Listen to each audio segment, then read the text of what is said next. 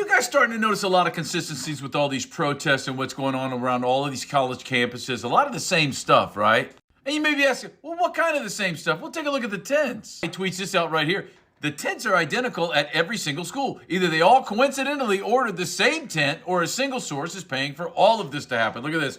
Rochester, University of Michigan, UPenn, Emory, Columbia. They all have the same green tents with the gray bottom. You see it? You are just waking up and living under a rock. These are the campuses around the country where this is going down. Check it out. MIT, Harvard, Tufts, Brown, Yale, NYU, Columbia, Bernard, UT Austin, University of Mexico, University of Michigan, right? Everywhere. And some other interesting things are these same signs are showing up. Look at this right here, the exact same sign. One in Columbia, one in Harvard. Two separate states. How do they get coordinated if it's not someone at the top paying for it all? All the Americans are sitting around going, wow, there's a lot of coincidence between this and the Summer of Love when there were bricks and all kinds of stuff left on those street corners. Well, now we're seeing that. Look at this. Now take a look at all these supplies.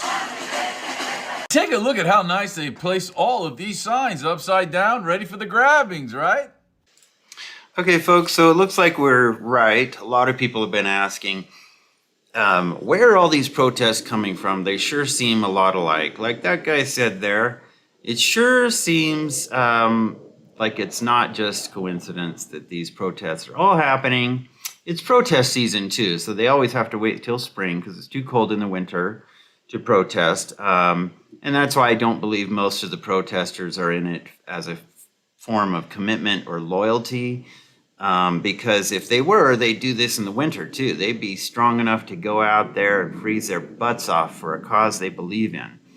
But then again, there are there's another segment that has a vested interest in making this happen, and that would be like Islamo-totalitarian type people. And who really are like, hey, we do want Islamic supremacism over the world, to everybody to be Islam, and we're going to impose Sharia law. How fun, you know? But yeah, George Soros is also, he's playing a big part of this. Of course, as you saw that guy explain there, all these patterns. It's called pattern recognition, and that's when you start to go, no, this is no coincidence. This is paid for from the top down. This is not an organic movement. So let's look at this. George Soros is paying student radicals who are fueling nationwide explosion of Israeli-hating protests. And mind you, George Soros is Jewish, but he has a very strange background too. When you hear his story about how his story about when he was 12 and he helped the Nazis go from house to house and root out all the other Jews.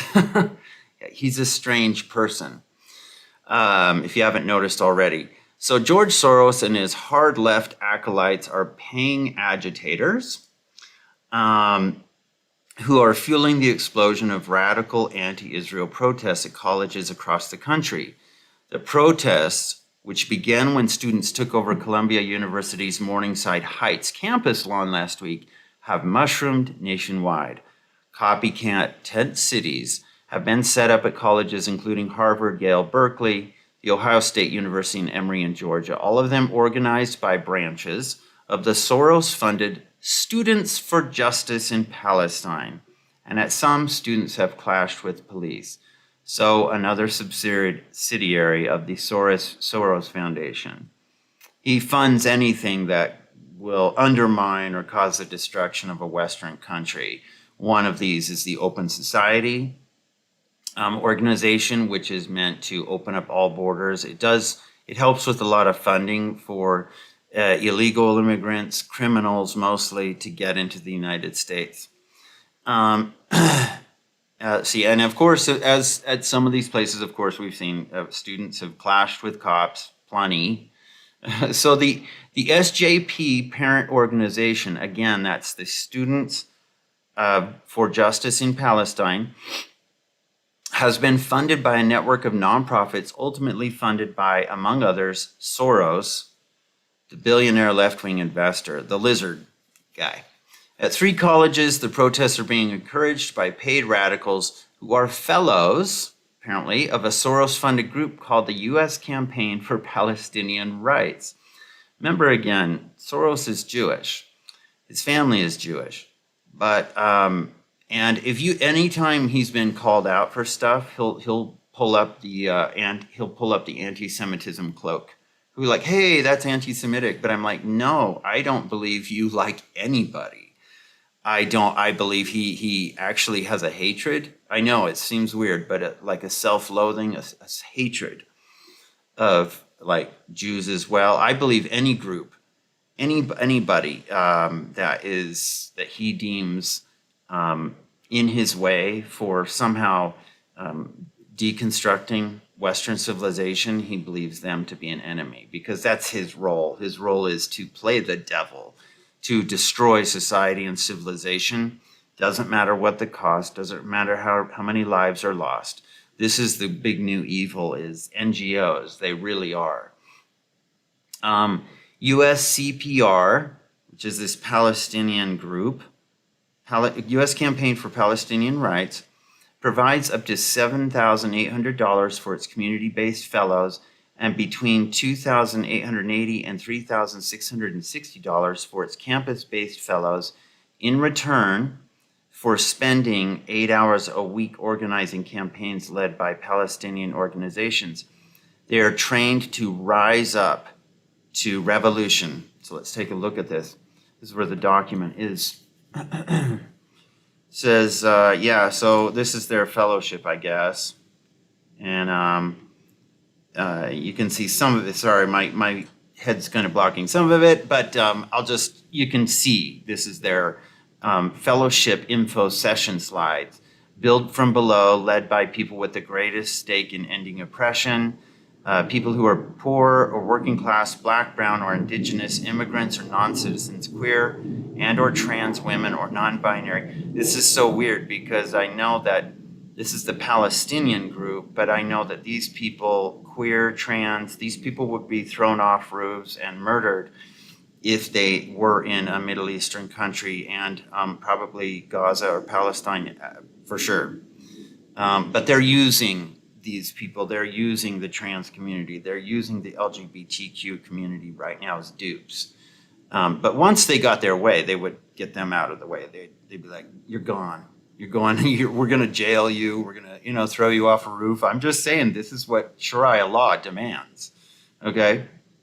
And you've got quotes from, people like Ella Baker, Our Organizing Theory, Exposing the Violence at the Root, White Supremacy, Settler Colonialism, Capitalism. Okay, so you get the point.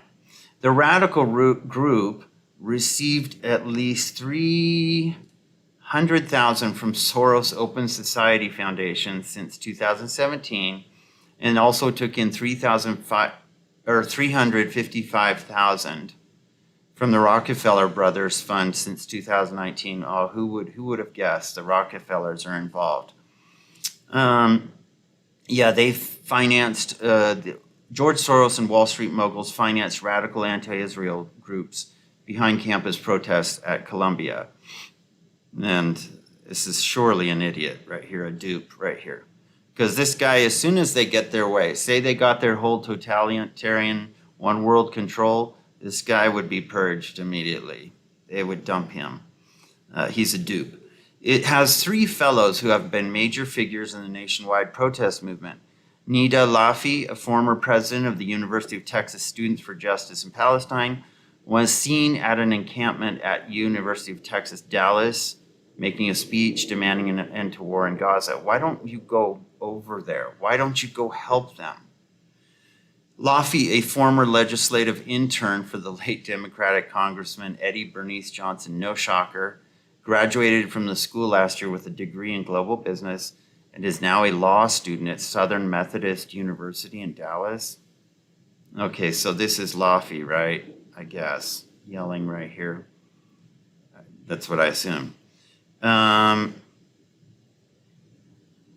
Let's see, in January, she was detained for blocking the route of President Biden's motorcade after he arrived in Dallas for the funeral of Johnson, her former boss. At Yale, USCPR's fellow Craig Burkhead Morton was arrested Monday and charged with first-degree trespassing when SJP's branch, Yalis for Palestine, occupied the school's Beinecke Plaza, the Yale Daily News reported. Burkhead Morton, also a former intern for him, a Democrat, Maryland Representative John Sarbanes, emerged from custody to address a sit-in blocking traffic in New Haven. So there he is right there. Oh my gosh. Oh my gosh, dude, seriously? Trying to look like a revolutionary right there. Trying to look, he's got that 70s kind of Black Panther feel to him, although he's a cuck. I think a Black Panther would have more balls than he would, but he's a cuck. The most high profile of the fellows is Berkeley's Malak Afana, co-president of the Berkeley Law Students for Justice in Palestine.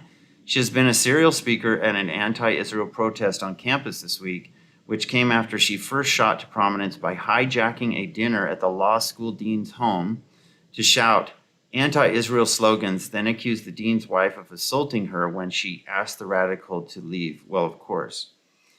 How, though, if you really do care about Palestinians, how does going to the law school dean's home help this in any way? It does not. That's because this is about a revolution, folks. This is not about helping people. This has nothing to do with helping anybody. This is about overturning this current system that we have right now and ushering in, as I say, ad nauseum, a totalitarian regime. That's what they want. That's why they want the from the river to the sea. Yeah, wipe out all infidels, Jews, Christians, whatever, and let us usher in Sharia law, and all women will be wearing burqas and habibs, and you'll have no human rights, I promise. You will have the human rights that they have in Saudi Arabia right now, which are very limited. The cash from Soros and his acolytes have been critical to the Columbia protests that set off the national copycat demonstrations. Three groups set up the tent city on Columbia's lawn last Wednesday: Students for Justice in Palestine, Jewish Voice for Peace, and Within Our Lifetime. At the Gaza Solidarity Encampment, I guess which is like an autonomous zone, apparently, students sleep in tents apparently ordered from Amazon and enjoy delivery pizza, coffee from Dunkin' Donuts, free sandwiches worth $12.50 from Prêt à Manger, organic tortilla chips, and $10 rotisserie chickens. Oh boy, the suffering, huh? Man, the immense suffering. Okay. Okay. An analysis by the Post shows that all three got cash from groups linked to Soros. The Rockefeller Brothers Fund also gave cash to JVP. The fund is chaired by Joseph Pearson and includes David Rockefeller Jr., a fourth-generation member of the oil dynasty, on its board of directors. The nonprofit gives money to sustainable development and peace building. And a former Wall Street banker, Felice Gelman, a retired investment banker who has dedicated her Wall Street fortune to pro-Palestinian causes, funded all three groups. Well, there's what they're eating. Some pretty decent food, man. They got rotisserie chickens, Prêt à Manger sandwiches. They got Dunkin' Donuts. Yeah. Man, these guys eat better than I do. Shoot, I should go protest. I should just show up and start getting on somebody's shoulders and waving signs, because, man, there's some pretty good food. And let's see, both, and you know, I assume, too, there might be some decent dating opportunities, too, at these protests. Like, if you're a young guy, some of these chicks, they're probably kind of cute. You know, not all of them. No, not at all. But I have a feeling there's guys there that are strictly going to these protests just for that, because they're like, yeah, maybe see a little action. Who knows? Both SJP and JVP were expelled from Columbia University in November for threatening rhetoric and intimidation. JVP blamed Israel for the October 7th Hamas terrorist attack that left 1,200 Israelis dead. Interesting conclusion. Israeli apartheid and occupation and United States complicity in that oppression are the source of all this violence. They called a terrorist strike on Israel and a historic win. There's more Dunkin'. So if you want some pretty decent coffee, and I'm not a coffee drinker, but I have heard Dunkin' actually has pretty good coffee. So an analysis by the Post shows how Soros and Gelman's cash made its way to the students through a network of nonprofits that help obscure their contributions. Oh, really? Of course they do. Well, we found out anyway, and good job, whoever wrote this article, good job for doing a little deep dive, because everybody suspected it anyway. Let's see. And I consider it kind of a thing, laundering your motives. That's what they do. They launder their motives by funneling it through several, maybe 2 or 3 nonprofits, and that helps kind of obscure the source. But somebody did a good job. Soros has given billions to the Open Society Foundations, which his son Alexander, who's an idiot, whose partner is Huma Abedin, Hillary Clinton's top aide, and the estranged wife of perv Anthony Weiner, now controls. In turn, Open Society has given more than $20 million to the Tides Foundation, a progressive nonprofit fiscal sponsor that then sends the cash to smaller groups. And there is this nasty piece of work right there. Satan's little brother right there, that little lizard turd. These groups include a Jewish Voice for Peace. Yeah, we got that. Okay, which has received between 2017 to 2022 has received $650,000 from Soros Open Society. Its advisors include the academic Noam Chomsky. Oh, of course. Boy, Noam Chomsky, man, he's gone totally off the rails. He's always been off the rails a little bit. And the left-wing feminist author Naomi Klein. JVP has been a prominent part of the protests, and one of its student members was among a group expelled for inviting the leader of a prescribed terrorist group, Khaled, to the Resistance 101 Zoom meeting. Something useful for society. That's not what these people are going for. No, they're not taking like how to do finance, or how to support yourself, or how to get a job, or how to build something. Engineers, these are engineers, doctors. This is not these people. Some of them are, but they've ditched that for this type of stuff, like constantly being an activist investor, things like that. Soros has also donated $132,000 to the Westpac, called in full the Westchester People's Action Coalition Foundation. And whenever you see these terms like Westchester People's Action, when you see that people thing, that usually indicates it's got Marxist roots. Let's see. The White Plains-based nonprofit was founded in 1974 to rally for civil rights and against the Vietnam War, but is now a major funder of anti-Israel groups, including Within Our Lifetime and Students for Justice in Palestine. Students for Justice in Palestine has also received funding from the Sparkplug Foundation, a New York-based nonprofit run by Gelman and her husband, Yoram Gelman. The couple funneled their $20,000 donation to the group through Westpac, according to public filings. Has been slammed for its support. Okay, and of course, here's the picture of the Rockefeller. This is the 4th generation Rockefeller right here, who's contributed money. And seen with daughter Ariana, 4th generation scion of the Standard Oil fortune. Okay, and they're donating money too. And this is Felice Gelman. This is the investment banker, activist investment banker, who's donated money, like $20,000 for Students for Justice and stuff like that. So anyway, I'm going to finish it right there. But those are the principal details. And here's something interesting too. I found this. This is called Crowds on Demand. I don't know if you guys have ever seen this, but this, I have a feeling, this is very weird. Protest rallies and advocacy. Organize rallies and get media attention for your causes and candidates. Request a quote. Contact us. So we can help organize rally. And this is a company. And you can have artificial support for your cause. So if you don't have enough money if you don't have enough people for some type of protest, you can hire these guys and they'll rent a mob and send them your way. You can do 1,000 people, whatever. They'll rent a mob, send it your way, and then you can give a speech and they'll all cheer and they'll put up tents and they'll have pre-made signs. Yeah. It's not, there's nothing organic here. Whether your organization is lobbying to move forward healthcare, financial, energy, or other social initiatives, we can organize rallies, get media attention for your causes and candidates.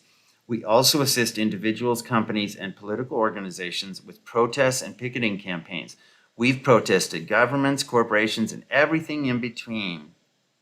Oh my gosh, so this is like a commercial off-the-shelf protest package. Like I said, rent-a-center version. Okay, so if you need to hire protesters, we can get a crowd on the street sometimes within 24 hours time. If you need speakers to present at a council meeting, we can provide talented and well-spoken individuals.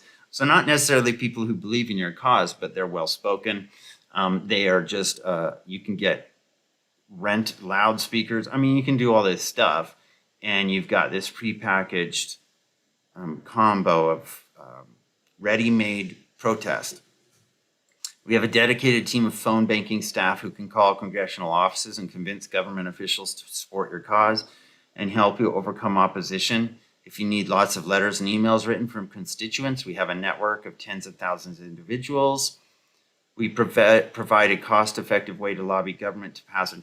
Now, I don't know what you feel about this. I feel it's a bit of a sham because it's not really organic.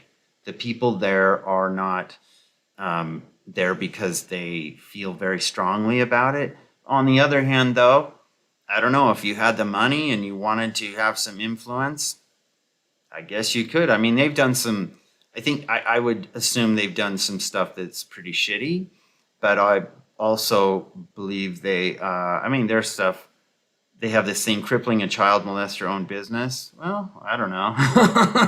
That's not so bad, but I don't know. But this is just so weird. And when you see that it's supported by About Us, see who we are. It says, this guy looks like a supervillain, doesn't he? Adam Stewart is the founder and CEO. And remember, mind you, this is out of Beverly Hills, California, I think is where this place is. So only in Beverly Hills could you do this, you know? I don't think in most places in the world you could do something like this. Like people would be like, I gotta work, man. I gotta go to work. Sorry. If I don't go to work, I'll get fired and then I can't pay for my bills. So Adam Stewart founded Crowds on Demand as a college student because he was useless. The same speech by a politician has a different meaning if it's given in front of 1,000 people instead of 10. Oh, this is funny. Gosh, I think the dog therapist is more useful. That dog therapist on TV or cat therapy, whatever. So yeah, as featured on CNN, the California Sunday Magazine, The Atlantic, of course. Yep, there it is, Wilshire Boulevard, Beverly Hills, California. So anyway, let me know what you think, folks. Of course, we found the culprit. We knew it was the whole time. It was George Soros. It was funding a lot of this stuff, some others, but of course we knew he's behind it. So anyway, thanks for watching, folks. And if you like the video, please put a like on it. Please subscribe if you haven't, and I will talk to you later. Bye.